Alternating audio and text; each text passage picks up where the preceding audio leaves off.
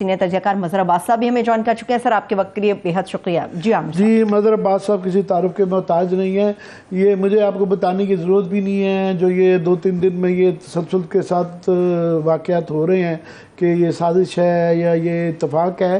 میں آپ سے یہ پوچھنا چاہتا ہوں کہ آپ کو ان حالات میں الیکشن ہوتے ہوئے نظر آ رہے ہیں جبکہ صدر پاکستان خود کہہ رہے ہیں کہ مجھے تو اکتوبر میں بھی نہیں نظر آ رہے. جی عامر، جو صورتحال لگ رہی ہے اس میں تو بہت ہی ایک بالکل غیر یقینی سی صورتحال ہے، لیکن یہ اگر الیکشن نہیں ہوتے تو صورتحال بہت زیادہ خراب ہو جائے گی. اور مجھے نہیں پتا کہ ابھی میں ایک جگہ سلمان اکرم راجہ صاحب کو بھی سن رہا تھا، حالانکہ وہ عمران خان کے وکیل ہیں، لیکن ہی واز آلسو سیئنگ کہ اس صورتحال کا خاص طور پہ جوڈیشری جس طرح کی صورتحال کا سامنا ہے اس میں ان کی تجویز یہ تھی، اور میں یہ بارہا کہتا رہا ہوں کہ ایسے معاملات کو فل کورٹ میں ہی لے جانا چاہیے، اس لیے کہ ایک کنفیوژن پھیل گیا ہے کہ یہ فیصلہ کیسا تھا، یہ فیصلہ 2-3 کا تھا، 3-4 کا تھا، آج پھر ایک جج اس سے نکل گئے.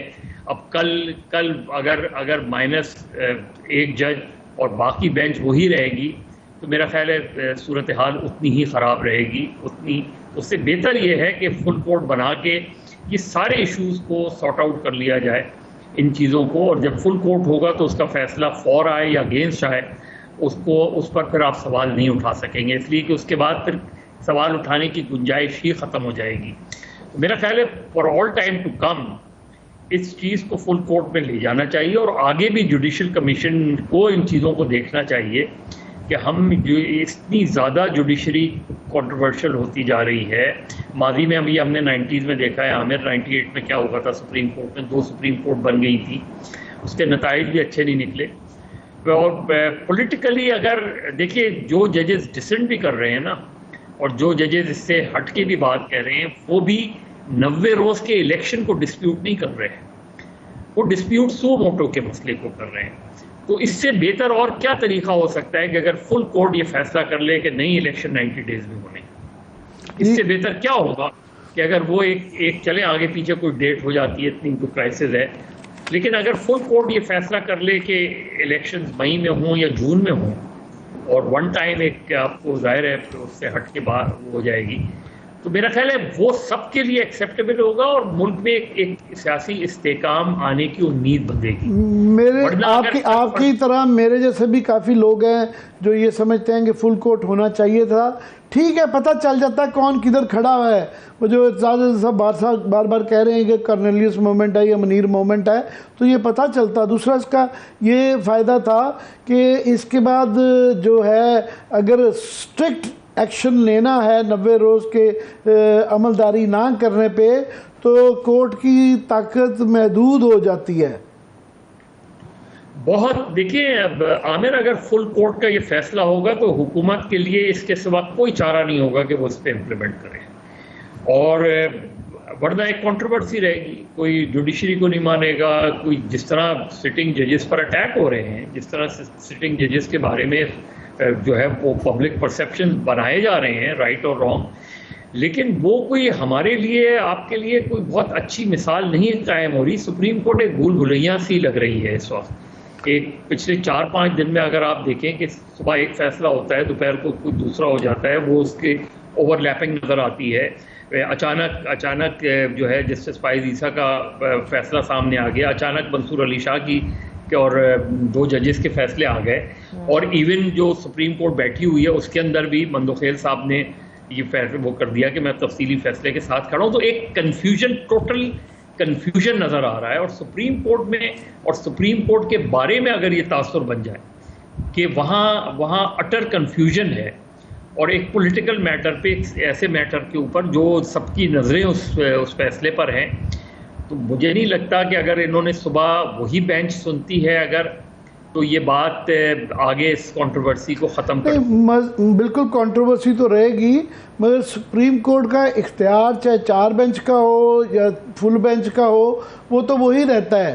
کم از کم یہ تو اب کلیئرلی نظر آ گیا ہے کہ چیف جسٹس صاحب جو ہیں وہ وہ ان چیزوں سے اس کو ڈر نہیں رہے ہیں، ڈٹ گئے ہیں، اور وہ انہیں چارز کا یہ ہے کہ اب دوبارہ نیا بینچ بنانے سے اور ڈیلے ہونی تھی، سب کو بحث کرنی پڑنی تھی اور دن لگ جانے تھے، اور ٹائمنگ بھی امپورٹنٹ ہے کہ ٹائم دن بدن گزرتا جا رہا ہے.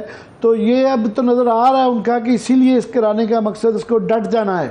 میں آپ سے یہ سوال پوچھنا چاہتا ہوں کہ یہ ڈٹ جانے کا جو ہے یہ آگے کس حد تک جائیں گے، کہ آگے کنٹیمپٹ میں آپ سے پہلے ابو ذر کہہ رہے تھے کہ ان کو 4 بندوں کو پرائم منسٹر سمیت بلا لینا چاہیے کنٹیمپٹ میں اگر وہ نہیں مانتے.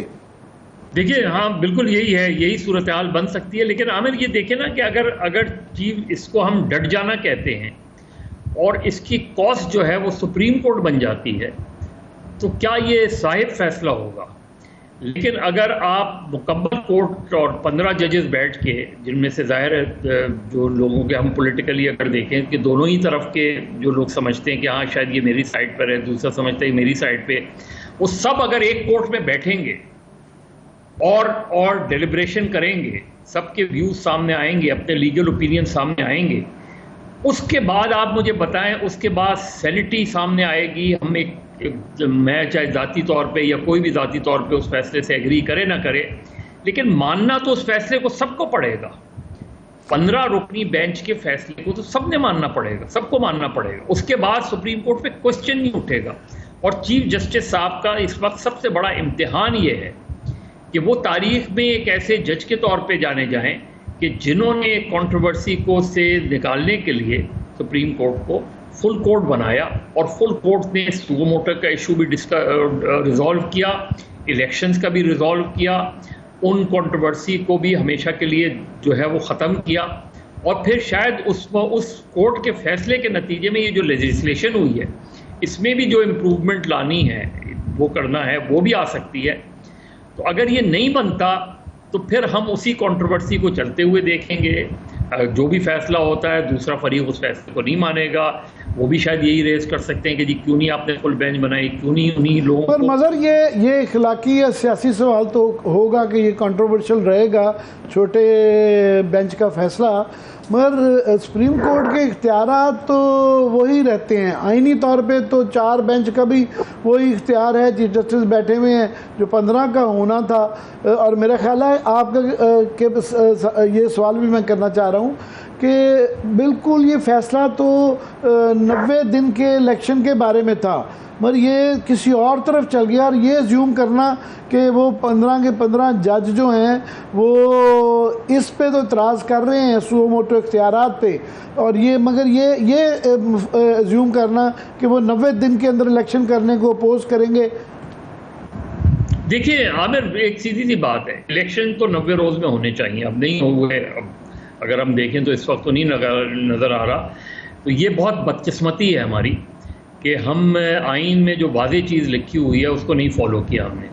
حالانکہ میں سمجھتا ہوں کہ جس وقت پنجاب اسمبلی اور خیبر پختونخوا اسمبلی چاہے عمران خان نے جو جس مقصد کے لیے بھی وہ کی کرائسس بڑھا اس سے، لیکن اس کے بعد الیکشن کمیشن کو فوری طور پہ الیکشن کی طرف دیکھنا چاہیے تھا. گورنر پنجاب کا جو موقف تھا وہ بھی درست نہیں نظر آتا مجھے. گورنر کے پی نے جو غیر ضروری طور پہ تاخیر کی، کیونکہ اب الیکشن سے فرار جو ہے وہ ایک غیر جمہوری رویہ ہے. الیکشن یہ کہنا کہ جی ترازو وہ ہوں، وہ ٹھیک ہے، آپ کا نقطہ نظر ایک اپنی جگہ ہے، اس نقطہ نظر پہ آپ زور دیتے رہیں، لیکن اہم بات یہ کہ آئین میں تو ترازو کا ذکر نہیں ہے. آئین میں تو یہ ذکر ہے کہ اگر اسمبلی ڈیزالو ہو تو آپ 90 ڈیز میں الیکشن کرائیں، کم واٹ میں. یعنی وہاں بالکل فل اسٹاپ لگا ہوا ہے. تو وہاں اس چیز سے ڈیویٹ کرنا وہ میرا خیال ہے ڈیموکریٹک ویلیو، ڈیموکریٹک پریکٹس کے لیے. اور یہ یاد رکھیں کہ جو الیکشن کمیشن کا فیصلہ ہے وہ کل انہی جماعتوں کو، جب یہ اپوزیشن میں ہوں گی، انہی جماعتوں کو ہرٹ کرے گا. ہم نے ماضی میں دیکھا ہے کہ وقت کے حکمراں جب فیصلے کرتے ہیں اور لیجسلیشن کرتے ہیں تو وہ یہ نہیں سوچتے کہ آنے والے وقت میں وہی لیجسلیشن ان کے گلے بھی پڑ سکتی ہے. اور یہ ہم نے دیکھا کہ ایک مرتبہ پی ایم ایل این کی گورنمنٹ میں یہ ہوا تھا کہ جو پیرول پہ ریلیز کے تھے آرز تھے وہ کم کر دیے گئے تھے، اور پھر جب نواز شریف جیل میں گئے تو وہ ان کو اس چیز نے ہرٹ کیا اس چیز کو. بھٹو صاحب کے زمانے میں ہم نے دیکھا تھا، آپ کو یاد ہوگا کہ نیب کے جب کیس چل رہا تھا تو اس میں انہوں نے غیر ملکی وکلا کو ہائر کرنے کی کوشش کی تو قانون سازی کر دی گئی کہ نہیں، غیر ملکی وکلا آپ نہیں لا سکتے. جب بھٹو صاحب کا ٹرائل ہوا مظہر ویسے تو سپریم کورٹ کے تمام ہی جج جو ہیں وہ تکریم کے لائق ہوتے ہیں، اور وہ ہے یہاں پہ ابھی ایک ایشو آ گیا ہے کہ تاریخ میں اس وقت یہ جسٹس سجاد علی شاہ کو ایک بہت بڑا طبقہ تھا جو سمجھتا تھا کہ وہ غلط ہیں، مگر آج جو ہے سارے کہتے ہیں کہ وہ ٹھیک تھے، وہ صحیح راستے پر تھے. تو یہ اب سارے ہی باعزت جج ہیں، مگر کیونکہ یہ انہوں نے کسی اور ایشو کی وجہ سے ڈیفائی کر کے یہ اس میں سے نکل گئے، تو جب یہ فیصلہ آئے گا اور یہ امپلیمنٹ ہوتا ہے یا نہیں ہوتا تو ان کے اوپر بھی پھر کوئی تاریخ پتہ نہیں کیا فیصلہ کرتی ہے. حالانکہ ان میں سے کئیوں کو آپ اور میں ذاتی طور پہ جانتے ہیں، تو وہ سارے بہت لائق لوگ ہیں، باصول لوگ ہیں. دیکھیں عامر، تاریخ نے جو بھٹو کو پھانسی ہوئی تھی، تاریخ نے عدالت کے فیصلے کو غلط ثابت کر دیا. اسی طریقے سے مجھے نہیں پتا آگے جا کے تاریخ پاناما کیس کے بارے میں کیا فیصلہ کرتی ہے، کیونکہ میرے نزدیک پاناما جتنا بھی اسٹرانگ کیس ہو، لیکن میرا خیال ہے سپریم کورٹ کو پہلے اسے ٹرائل کورٹ میں بھیجنا چاہیے تھا، کیونکہ سپریم کورٹ کو صرف اپیلنگ اتھارٹی ہوتی ہے. سپریم کورٹ صرف اپیل سنتی ہے. Supreme court de facto trial court نہیں ہو سکتی. سپریم کورٹ اگر پہلے کسی کو ڈسکوالیفائی کر دے تو آپ مجھے بتائیں اس کی ماتحت عدالت اس سے سزا نہیں دے گی تو اور کیا کرے گی؟ کیونکہ اگر اعلیٰ عدلیہ نے ایک شخص کو نااہل قرار دے دیا تو ظاہر ہے نیچے جب کوئی کیس جائے گا اس کے بعد تو اس نے تو اس کو سزا دینی ہے. تو بہتر تھا اس وقت. تو مجھے نہیں پتا آگے چل کے کیا ہوگا. اسی طریقے سے آپ کل یہ فیصلہ کرتے ہیں، جو بھی کرتے ہیں الیکشن کے حوالے سے یا سو موٹو کے حوالے سے، یا یہ جو پارلیمنٹ نے لیجسلیشن کی ہے جو کہ مجھے لگتا ہے کہ لیجسلیشن ان ہیسٹ ہے، اور اس میں ظاہر ہے جتنی بھی اچھی لیجسلیشن ہو لیکن اس میں انٹینشنز جو ہیں وہ بہت آبویس سی نظر آتی ہیں. تو یہ چیزیں جو ہیں میرا خیال ہے میں مگر آپ کے پینما والی پوائنٹ میں، کیونکہ میں روز ہی اب بھی جاتے رہے ہوں گے، میں روز جاتا تھا وہاں پہ، ایک سٹیج آئی تھی جس پہ ججز بہت بچنا چاہ رہے تھے. انہوں نے کہا کہ جناب ایف آئی اے کو کہ آپ اس کی تفتیش کریں، انہوں نے انکار کر دیا. انہوں نے کہا فائنلی کہ جناب نیب کو کہ آپ جو ہے حدیبیہ کو کھولیں اور آپ اس کو انویسٹیگیٹ کریں، تو انہوں نے بھی انکار کر دیا کہ جناب ہماری جورسڈکشن میں نہیں آتا. تو یہ اس وقت جو کہا گیا تھا عدالتوں نے، انہوں نے کہا جی نہ ایف آئی اے اس کو کر پا رہی ہے، نہ نیب اس کو کر پا رہی ہے، نہ اس کو کوئی اور ادارہ ہے. تو ٹرائل کورٹ کی کیا جرت ہے کہ سٹنگ پرائم منسٹر کے متعلق یہ کی جائے؟ کس نے تعاون کرنا ہے؟ پروسیکیوشن بھی ان کی اپنی ہوگی، ڈیفنس بھی ان کی اپنی.